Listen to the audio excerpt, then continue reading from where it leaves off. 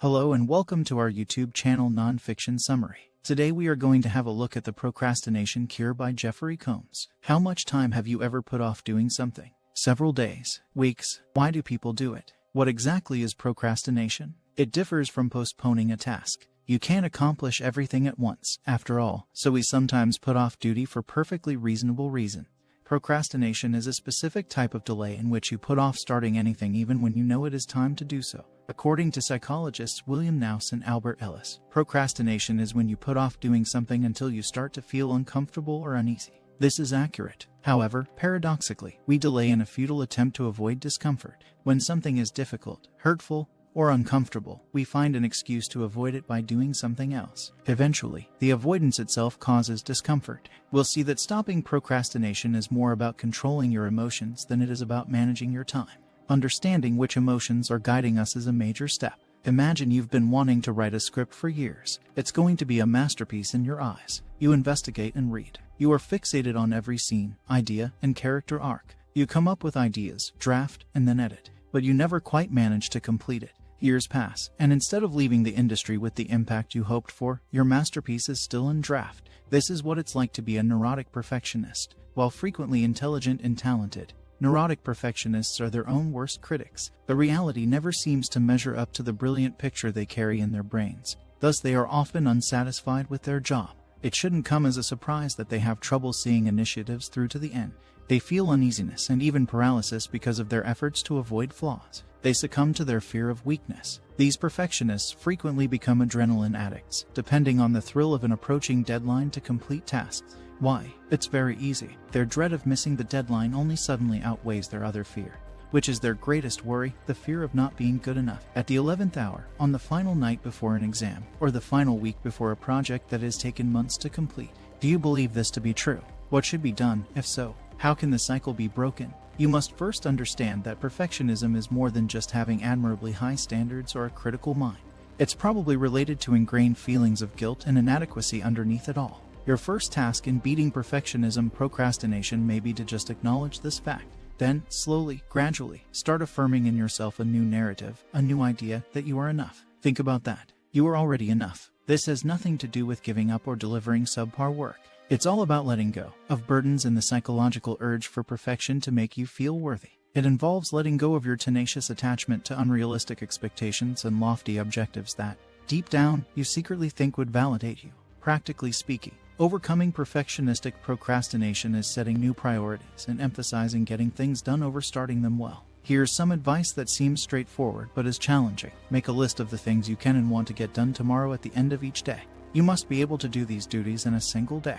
If not, divide them into smaller jobs. Keep this list modest and concise, and when you decide that it is sufficiently modest, take the plunge and make it even more so. It requires discipline, but it's a method that can keep you grounded and help you escape the frustration and overwhelm that so many people experience. Remember, perfection is an illusion. Good is good enough. Let's examine John, a different coaching client. John decided to change occupations after having success as an insurance salesman. As a result, he immersed himself in education and participated in audio programs, webinars, seminars, rallies, and conferences. He established a large network of reputable coaches. John planned his career change for almost 3 years, making sure that everything was in place. Unfortunately, John was borrowing money to fund all of this planning, which caused him to incur more and more debt. John was not a sloth. He had been busy. He was delaying starting his new career in earnest by contacting clients, but he was still delaying doing so. John's issue: he was a chronic worrier and a neurotic perfectionist's close relative. You could say that while the worrier is controlled by fear, the perfectionist is controlled by shame. These two traits frequently coexist. All of these fears, including those of rejection, the unknown, and failure, can appear as pathological overpreparation, or what the author refers to as getting ready to get ready. Worriers and perfectionists do this to avoid the large, scary world by remaining in the safe and cozy cocoon of preparation. Otherwise, they fall prey to the so-called analysis paralysis trap, spending too much time overthinking rather than acting. Imagine the iconic boxing film Rocky with the protagonist trapped in an endless training sequence, skipping rope and performing pull-ups until the screen goes black and the credits begin to roll. Well, my friend, you must enter the ring. Although it's acceptable to feel scared, you must also acknowledge that some risks and uncertainty are unavoidable. You need to work on increasing your confidence that you will be okay no matter what. You at least started strong, whether you win or lose. You need to cultivate that ethos. Another movie metaphor is now appropriate. Visualize James Dean, who is renowned in the 1955 movie Rebel Without a Cause. Dean personified a spirit of rebellious youth that connected with a generation. Undoubtedly, he is a strong, passionate character, but not a very contented one. The author refers to a particular type of procrastinator as a rebellious procrastinator. These individuals' identities become intertwined with feelings of hatred and disobedience. Rebellious procrastinators frequently have extraordinary talents. However, their internal conflict, which is characterized by annoyance and a sense of injustice, causes them to rebel against their work. They may reject things directly or passive-aggressively refuse them by never getting around to them if they feel too unimportant, trivial, or beneath them. Rebellious procrastinators, who are dissatisfied with their jobs and their lives, may start blaming others to avoid blaming. Who? The one in the mirror, as you could have imagined. Blaming others is a trap. Despite how alluring it may be, the author himself fell into it. In his own words, he was once addicted to resentment.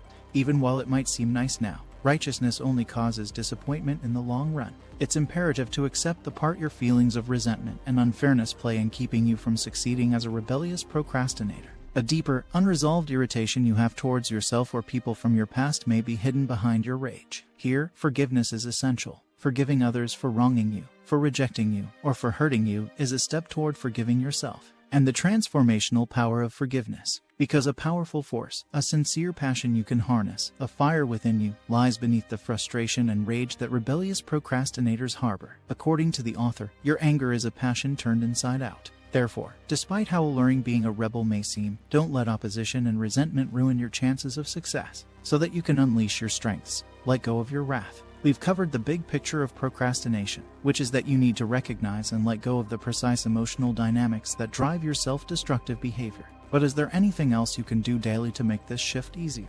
Listed below are 2 tactics, but take heed, they probably won't be what you anticipate. The first is to concentrate on dealing with your fear and discomfort as they present themselves physically. Even though your fears may initially seem to be all in your head, eventually they start to manifest physically, such as a stiff neck, a clenched jaw, or a tight lower back. Your body and mind are indivisible, so visit a chiropractor, get a massage, begin a yoga or tai chi routine, or take up martial arts. You have an option, but the goal is to relax and balance your body while calming and loosening your stiff muscles. You'd be amazed to learn how taking care of your physical needs may benefit your professional self. The second tactic is to break free from seclusion. Building and maintaining trusting relationships with people is crucial. Try to spend more time in person and less time online. Contact former acquaintances and look into joint activities. In this world, you're not supposed to be by yourself. Many persistent worriers and perfectionists become caught up in a web of what-if worries. What happens if I fail? Imagine if I did. What happens if I don't receive the promotion? What if I succeed? It is challenging to act when one is engaging in such irrational self-talk. Getting out of your head and into your heart and in touch with the present moment is key to connecting with your body and other people. Because not only do you live in the present, but you also work there. When it's time to work, focus solely on the current task at hand with your newly relaxed body and your newly linked heart. You are aware of the person in front of you. Nothing to wait for. Simply enter the room and give it your all. Thanks for watching the video. When you made it this far, don't forget to subscribe to the channel and activate the notification bell. See you next time.